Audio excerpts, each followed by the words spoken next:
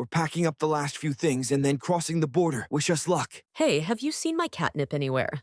We're never going to get into Canada. I can't believe they let us into Canada. Is it really that surprising? I stashed my catnip in Jerry's shoes. If anyone was getting stopped at the border, it was him. That's pretty messed up, but oh well, we made it. Bonjour. What's French for bacon and peanut butter? You know, in case of an emergency. Who cares about your bacon and peanut butter? Can we talk about how weird the speed limit and gas price signs are? I mean, cents per liter. What's up with that? Well, actually, the US is pretty much the only country to use gallons for liquid volume. To any other country. Zip it, Podner.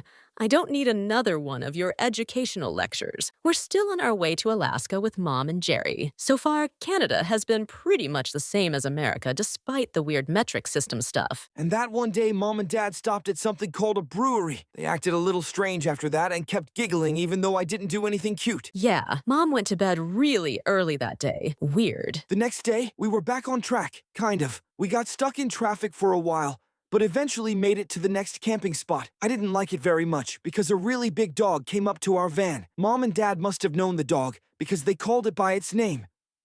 Black Bear. I slept through the whole thing until your barks woke me up. They hit that perfectly irritating pitch. Did you know that? I was trying to save everyone's life. Next time, well, I'll still bark because I love all of my family. Even you, Sister G. That was touching, Pawdrick. Hey, you got my name right. I don't know what you're talking about, Pepper. As I was saying before, I was rudely interrupted. You weren't even talking before. Again with the interruptions, pesto. Emphasis on the pest.